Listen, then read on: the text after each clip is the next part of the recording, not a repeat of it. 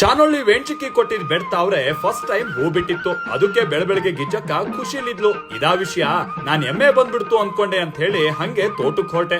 ಬರ್ತಾ ಕಣ್ಣಿಗ್ ಬಿದ್ದೆರಡು ಮಂಗನ್ ಬೆರೆಸಿ ಮನೆಗ್ ಬಂದ್ರೆ ಸುಜಾತಕ್ಕ ಬಸವಾನಿಲಿ ಮಂಗನ್ ಕೈಲಿ ಕೇಸ್ ಬಂದದೆ. ಕಾಡಿಗೆ ಹೋದ್ರೆ ಹಚ್ಕೊಳ್ಳಿ ಅಂತ 2 ಎಣ್ಣೆ ಬಾಟ್ಲು ಕೊಟ್ಟೋದ್ರು.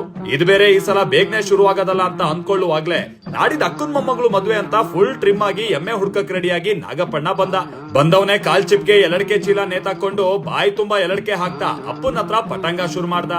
ಅವನು ನೆಬ್ಬಿಸ್ಕೊಂಡು ಅಕ್ಕಪಕ್ಕದ ಊರ್ ಹುಡ್ಕುದ್ರು ಎಮ್ಮೆ ಕಾಣ್ಲಾ.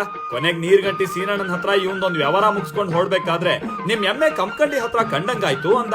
ಕಂಕಂಡಿ ಅಂದಂಗೆ 1 ತಿಂಗಳಿಂದ ಹುಲಿ ಕೂಗೋ ಕಥೆನ ನಾಗಪ್ಪಣ್ಣ ಹೇಳೋಕ್ ಶುರು ಮಾಡಿದ್ರೆ ಅಲ್ಲಿರೋ ಕಾಡ್ಕೋಣ ಏನಾದ್ರೂ ನಮ್ ಎಮ್ಮೆ ಮೇಲೆ ಹತ್ತು ಬಿಟ್ವಾ ಅನ್ನೋದು ನನ್ ಟೆನ್ಷನ್. ಅಂದಂಗೆ ಸಂಜೆ ಮೇಲೆ ಯಾರೂ ಹೋಗ್ದಿರೋ ಕಂಕಂಡಿ ಕಡೆಗೆ ನಾನು ನಾಗಪ್ಪಣ್ಣ ಹೊರಟ್ರೆ ದಾರಿಲ್ ಸಿಕ್ಕಿದ್ ಬೋಂಡಿ ಅಣ್ಣ ಬೇರೆ ಹುಲಿ ಬಾಳ ಕಾಣಿಸ್ತುಂಟು, ಅದಕ್ಕೆ ಬೇಗ ಮೋಟರ್ ಆಫ್ ಮಾಡಿ ಮನೆಗ್ ಹೋಗ್ತಿದೀನಿ ಅಂದ.